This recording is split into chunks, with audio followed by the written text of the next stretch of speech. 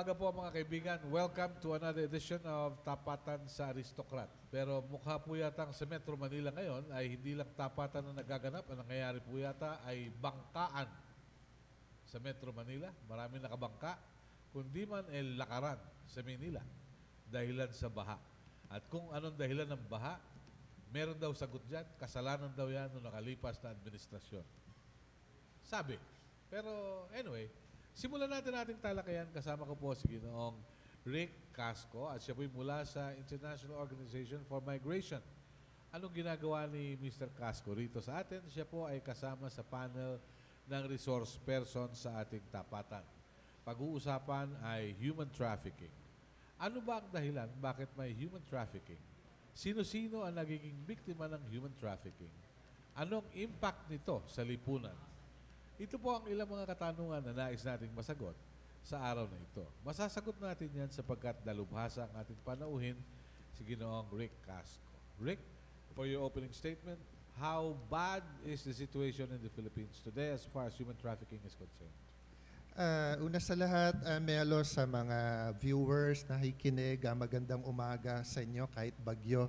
Masipag itong ating partner dito. Nagagalak ako't na imbita nyo ang IOM dahil sa patuloy naming tinutulungan ng Pilipinas being importanteng membro ng International Organization for Migration sa kampanya against illegal recruitment, trafficking at irregular migration. Siguro, Melo, since nasabi ko na yung campaign against illegal recruitment, no, trafficking at irregular migration, gusto kong mag-umpisa tungkol dyan sa campaign na yan. Ano? Kasi alam mo, dito sa bansa natin, may batas sa illegal recruitment, may batas sa trafficking, at sa makatotohanan ng buhay, meron ding irregular migration, no, na hindi nangangahulugang all the time ay nanggagaling sa mga illegal recruitment at trafficking. In fact, Melo, if I may share with you and the viewers, no, yung acronym nung aming campaign, yung Campaign Against Illegal Recruitment, Trafficking, and Irregular Migration ay CARE Team, no? CARE Team. Ito, inintroduce ng IOM to, partner namin ng PUEA dito para i-address itong mga krimen o mga phenomenon na to inclusively, no? Kasi pag hindi natin naintindihan yung mga difference nila o relationship nila, hindi natin matutugunan ng tamang responses yung mga sitwasyon, no? Okay. Ano nilalaman ito? Actually, ito, Melo, nag-develop kami ng trainer's manual, no? Kasi yung PUEA, no, wala nga lang si Admin Hans ngayon, ano, Administrator Hans, nasa airport siya. Nag-develop kami together ng manual para sa mga trainers, no, na nagbibigay ng pre-employment orientation, yung mga trainer na nagbibigay ng impormasyon para maiwasan ng illegal recruitment, trafficking at irregular migration sa grassroots, no. Usually, yung partner nila, bukod sa local government, tsaka yung mga public employment service offices, yung mga NGOs, academe, no? At itong manual na to, maganda to kasi magagamit mo to sa pre-employment orientation seminar, sa mga community forum, kahit na sa pagka-capacity building mo sa mga law enforcement agency, no? So, at saka maraming mga bagay-bagay ang sinasabi dito na ine-emphasize din, Melo, no? Isang gusto ko ding tutugunin mamaya, yung responsibilidad ng ating citizenry, no? Dahil madalas pinaglalaban nila ang kanilang mga karapatan, ngunit ang tanong, ang responsibility ba always goes with the right, no? So, ito na distribute sa maraming probinsya, maraming sektor sa patuloy na pagtataguyod ng POEA ng mga capacity building ng kanilang mga information partners, no? Very well. Pero give us a situation, how is it today in the Philippines as far as trafficking is concerned, anong impormasyon nakarating sa inyo? Una sa lahat, yung munang positive, ha? Yung mga Sige, sige. maganda, no? Siyempre, alam natin na yung Pilipinas, yung anti-trafficking law, no? Nagkaroon ng issuance, no? Early this year, yung RA 10364, no? 10364, no? Na tinaguyod yung mga kailangang advancement ng mga sinasabi sa Republic Act 9208, no? Ano ba to? First of all, ginawa na penalize na yung mga kumpanya na gagamit ng traffic victims, no? O traffic persons, no? Na 15 years old, no? And even younger, no? Dinefine din itong batas na to, itong amendment na to, mga new offenses, no? At saka kung paano ka magiging accomplice. At saka it also punished other acts, no? Itong isang example, yung pagka kinuha mo ang passport sa OFW, no? To restrict their mobility, yung freedom of mobility, ito ay act of trafficking na, no? Kasi magandang na-define to kasi alam mo, Elo, napaka-rampant nito, hindi ba? Nakikita natin ito pagka yung mga foreign employer, wini-withhold nila yung passport. Ang kaigihan nito na nasa batas, sa aking interpretasyon, dahil yung recruitment agency ay jointly and solidarily liable with the acts of the principal, pwedeng ikaw ang habulin to have committed a trafficking crime, no, of withholding a So passport. sa simula pa lang, pag kinuha kunwari ni Pedro ang passport ni Maria at hindi nakaalis, illegal recruitment pa yon. Yes, no? Pero pag nakaalis at kinuha ang passport, Para hindi ka maka-complain, Makatakas. makatakas, makalipat ng mas mabuting employer, makapunta sa embassy o sa NGO para tumawag ng tulong, ano na yan, para kang in prison, no, for involuntary servitude, no? At pinipilit kang magtrabaho forced labor forced na yan. labor na yan, no? Okay. Actually, talagang dapat matagal nang ginawa ito, no? Kaya ngayon, alam mo, kinakatakot ng recruitment agency. Takot na takot sila dito, no? Kasi meron tong implication sa kanilang joint and solidary liability. Also, dito sa batas na to, yung RA 10364, no? Sa aking pagkaintindi as layman, in-establish na yung extraterritorial application of anti-trafficking law. Katulad nga nitong example na ginagawa ko, kahit na isinasite ko sa inyo, kahit na batas natin siya, pero foreign employer ang nag-commit, meron tayong mahahabol, ha? Dito sa Pilipinas. Dito sa Pilipinas, no? Okay. So, the other good thing that I observed, no, kasi meron prepare yung Interagency Council Against Trafficking, yung Global Trafficking in Persons report nila in 2003, no. Nakikita ko maraming mga magandang development, no. For example, sa appropriation ng gobyerno sa mga programa against trafficking. Ngayon ay 75 million nung 2012, 75 million pesos, no? It is an increase of 25 million pesos from the 2000 level. Naka-spread all through the agencies na may mga programa. So, ano magagawa nun kung 75 million lang? Ano lang yun pwede mo masabi ron PDAF lang ng isang congressman yun Ganon. Oh, 75. Mhm. Tapos spread out pa through agencies, right? Mhm. So ano po mangyayari? Baka information education campaign kulang pa. Siguro nga, tama ka dyan, no? Pero ang kaigihan nga lang yan ay meron tayong nakikitang improvement. Siguro nga tama ka, lalo-lalo na sa mga issue na tinatakel ngayon sa ano kung sana na sa channel dito, no. May nakakommit na raw eh. May nagtanong na last week tungkol sa mga preso eh. Baka raw pwede yung PDAP dalhin sa pakain sa preso. Sabi ng Congressman Neil Tupas, baka next year, nakakommit na kasi ngayon.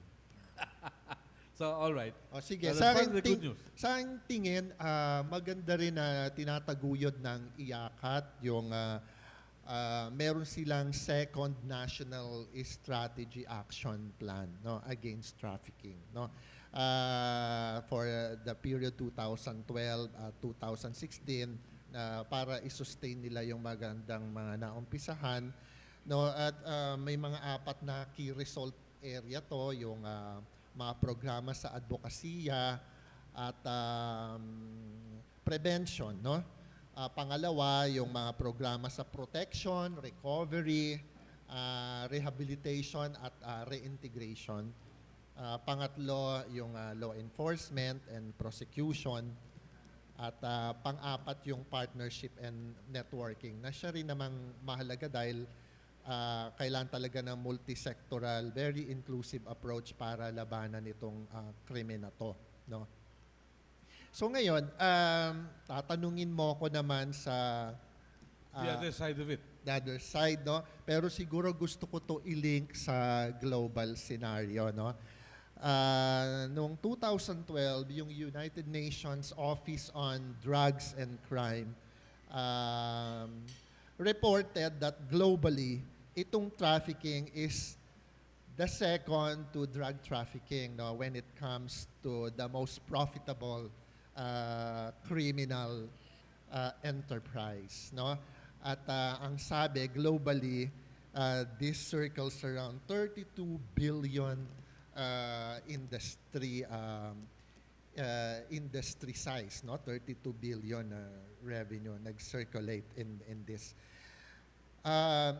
In the assessment of the ILO, International Labor Organization, there are some 20.9 million globally who are suffering in forced labor. Although it is not sure how much of these people or human resources are trafficked, this is a useful indicator of the situation, no? Sa ngayon, there are 136 nationalities, no, which were involved or like who had victims of trafficking, no, 136 nationalities, and detected in 118 different countries, no. So 136 nationalities found in 118 countries. Yes. Okay. No. And then there is an increase in child trafficking according to the UNODC report, no. In the period 2003 to 2006, ang ratio ng child trafficking ay 20%. Ngayong 2007 and 2010 period na kanilang pinag-aralan, nag-increase ito sa 27%. No. Now, this one is interesting, no. East Asia is most conspicuous source of traffic victims according to the report, no. With 64 countries as destinations in different regions of the world. Now, of course, dito tayo nabibilang, no. As of now, yung kagandahan, 134 countries and territories had already enacted legislation criminalizing trafficking. No, and when we talk about Philippines, it has been one of the earlier countries who did the national legislation on trafficking. No, and there's already been a widespread ratification of the 2003 protocol to prevent, suppress trafficking in persons. There are already 154 countries to date who have ratified that convention, and as a result, 134 of them have already national legislation. Again, Philippines is one of the first to ratify that protocol. No? Meron na po bang implementing rules and regulations ito? Ito, magandang sunod na tanong. Yan nga ang susunod kong sasabihin. Itong ratification nito ay supported by the Global Plan of Action to Combat Trafficking in Persons. No? It was first done in 2010. No? And apart from that plan of action, alam mo, ang isang plano, pagka walang datong, walang kwenta, di ba? Merong sinet up na trust fund for victims of trafficking, especially those which affect women and children. No? Okay. So, itong Global Trust Fund na to ay, syempre, ipinaplano yan kung anong region ang maraming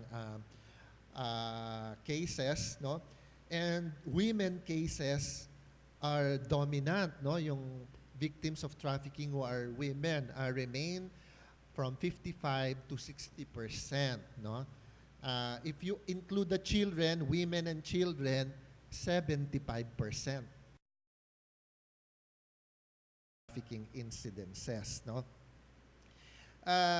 Meron ding mga trafficking of adult males, no? Nationals, no? In some countries in which the traffickers operate. At isa pang nakakaabala, meron ding mga trafficking for begging, no? Mga beggars, no? Hindi lang yung nakikita natin sa definition for trafficking for forced labor, for sexual exploitation, or for sale of organs. Meron ding for begging, no? Naaalala ko tuloy, Melo, pagka nakikita natin yung mga beggars on the streets, no? We don't know it. They could potentially be traffic victims, no? Okay. So given such a situation, dito po ba sa inyong tanggapan sa Pilipinas, may datos ba kayo kung saan nagmumulang mga lugar ang mga naging biktima ng trafficking? Meron kaming impressions, no? But we don't have accurate or comprehensive transactional data because the IOM is not an operational institution. We are a development institution where we extend assistance where we are engaged, no? But let me tell you this, Melo, no? And sa ating mga nakikinig, bibigyan ko kayo ng ehemplo, no? Siguro naman alam niyo yung Syria, no? Na marami tayong Pilipino na despite the war, hindi natin alam kung paano, bakit na napadpad sila doon at madami sila, no? Nung kinakailangang i-repatriate ang mga Pilipino sa Syria, no? Ang IOM ay nag-charter ng 3 flight back home, 23 commercial flights also. We sponsored some repatriation to 23 commercial flights, 2012 at hanggang ngayon patuloy na nangyari So to. much money, Ito namang money na to ay nanggagaling sa membro ng mga IOM, which is now numbering more than 145 member states, no? At bukod sa member contribution, meron ding mga endeavor that are being sponsored through special project funds, program funds, and other philanthropic sources, no? But pagpapatuloy ko dito sa Syria, kaya gusto kong ehemplo itong kwentong to. Ito'y magpapakita ng siguro microcosm ng maaring nangyayari sa larger part of our country, no? Pag nagre-repatriate kami, dumadating ang eroplano early in the morning, sumasama ako sa DFA at OWA para salubungin yung mga tao, no? At nakikita ko na 98% of them are women, no? At dito sa pagsalubong namin sa airport, binibrief namin sila kung paano i-fill up yung immigration card at saka yung tinatawag na case capture form ng IACAT, no? At binibigyan sila ng ballpen. At pagkatapos namin silang i-brief at umikot ako, ang sasabihin ng karaniwan sa kanila ay, "Sir, ikaw na lang ang mag-fill up nito." Nauna sa lahat, hindi marunong sumulat, no? Pagkatapos, when I start writing, no, and also with my colleagues in OWA, DFA, meron doong sa form, real name, assume name, no? Minsan hindi sila sigurado dun sa nakakapagpalit-palit yung assume name nila at real name, no? So ibig sabihin kahit genuine yung passport, na marami sa kanila with assumed identity, no? At pag tinanong anong birthday mo, marami sa kanila wala silang birthday. No, ever since they came to being, wala silang birthday, no? Ibig sabihin yung panganganak sa kanila ay hindi na rehistro dahil mahirap sila, nandun sila sa grassroots, no? Yun namang may birthday, assume birthday, minsan nalilimutan nila, hindi nila kabisado. Meron namang din, merong tunay na birthday, no? Ngayon, napaka-essential nito, Melo, kasi right ng isang citizen magkaroon ng identity, di ba? Even in many UN convention, it is a very, very basic right to have an identity. So ano ang nangyayari sa observation ng IOM sa mga natutulungan namin sa repatriation process, no? At also with my reference to my previous work when I was still in government and in the ILO, no? Nakikita ko na pagka walang birth certificate yung mga kabataan, at nakita ng mga magulang na ikaw ay matipuno na, pwede ka nang magtrabaho abroad o maganda ng hugis ng iyong pangangatawan, doon lamang nila susubukang i-apply ng birth certificate ang kanilang mga anak. Kaya minsan kahit na 13 lang o 15, kinukuhanan nila ng birth certificate na 21, no? O kung ano man yung minimum age required ng bansang paparoonan. At meron din po akong narinig sa mga IACAT members na pati pala yung mga pag namatay ka, hindi ka rin nare-register. Meron din palang bearing yon sa ating mga pinaglalaban dito sa trafficking. Kasi pag namatay ka, hindi ka na-register, may pipick up ng pangalan mo, gagamitin ng ibang subject nila sa trafficking, no? Teka muna, Rick, akala ko ganyan yung kwento ng mga Chino sa Pilipinas noong 1960s eh. Walang namamatay na Chino sapagkat may nag-a-assume. So ngayon, Pilipino na gumagawa nun. Mukhang may mga ganyan, ano? At saka yung tatanungin mo ako sa pag-iimbento ng pangalan bukod sa pangalan ng patay, minsan, out of the blue lang, no? Tatanungin, anong gusto mong pangalan, no? Nagbibiruan kung anong pangalan, yun ang gagamiting pangalan, ano? Kaya, anong ibig pahiwatig ng sinishare ko sa inyong istorya na makatotohanan sa grassroots, no? Siguro isa sa dapat itaguyod ang pagkakampanya na lahat ng panganganak ay may rehistro on time, no? Siguro kung hindi ito nangyari sa panganganak, ang mga eskwela sa elementary ay maging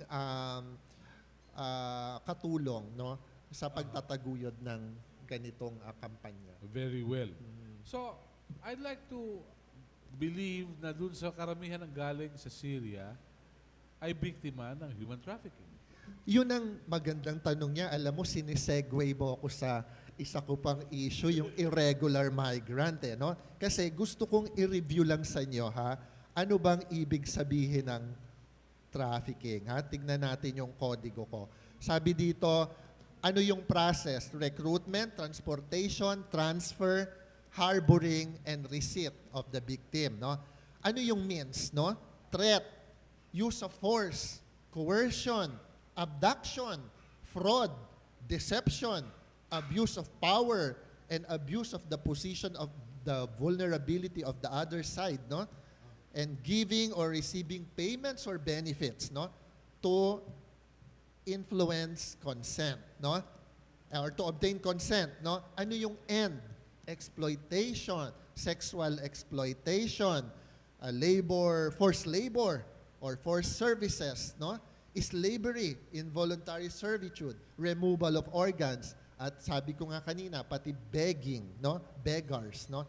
So, pag tinignan mo tong definition na to, at nung umiikot ako sa isang repatriation kasi 230 passengers eh. And if you go around and in almost all cases, they're all the same, behaving the same, no? I can have a very reliable basis na baka ganito ang mga sitwasyon na pangyayari sa iba pang lupalop ng Pilipinas, no? Ngayon, pag tinanong mo yung mga galing sa Syria, pag tinanong mo, sino ang nag-recruit? Kasi nandiyan dyan sa form, dapat i-fill up mo. Ayaw nilang sabihin, no? Dahil ang sabi ng iba, hindi bali na, sir, nakauwi naman kami bago magpasko, no? Pag tinanong mo, babalik ka pa ba? Kung may pagkakataon, babalik pa, no? Ayaw nilang sabihin dahil ayaw nilang aminin sa aming consultation sa Mindanao. Karamihan sa mga involved sa trafficking ay kamag-anak, kaibigan, o community townmates, no? Na maaring ma-incriminate, no? Ayaw nilang sabihin dahil kung makakaantala sa kanilang pag-uwi o paghanap ng trabaho, ayaw nilang sabihin. Tapos parang hindi mo nakikita sa kanila na sila ba ay forced, coerced, no? Nagkaroon ba ng threat or force, or were they cooperating, no? Some of them have hometown, they have sought the assistance, no, of these recruiters in any way so that they can just really go abroad, no? So ano ang nagiging sitwasyon nila kung wala itong mga elements na to? Ito ba ay trafficking, no? But certainly one thing, they end up as irregular migrants, no? Because they don't have real identity documents that represent their real self, no? Or sometimes even their documents are fake, no? Some of them may have been overstaying, no? In many war situations abroad, no?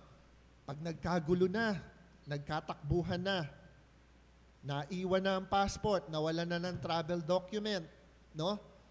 O di kaya merong abusive employer, lumipat ng another employer, hindi inasikaso yung bagong sponsor, no? O minsan, paso na ang visa, nag-extend, no? Ito ang mga irregular situation, Okay. no? Rick, let me ask you this, bago natin ibigay ang floor sa mga kasama sa media. Noong nagkagulo sa Lebanon, naroon yung mga himpilan ng telebisyon sa Pilipinas. Kinapanayam yung mga manggagawa na dapat nang iuwi sa Pilipinas. Ang sabi ng mga manggagawa ron mamamatay na kami rito sa pagbabaka sakali. Kaysa mamatay kami sa nadilatang mata sa Pilipinas dahil wala kaming tiyak na hanap buhay sa Pilipinas. Ito bang sitwasyong ito nangyayari pa sa sitwasyon sa Syria? Mukha, no? Kasi I will tell you that sometimes it may be more complicated, no? Kasi bukod sa noon kabuhayan lang, hanap buhay o yung poverty. Ngayon meron pang mga aspect na conflict.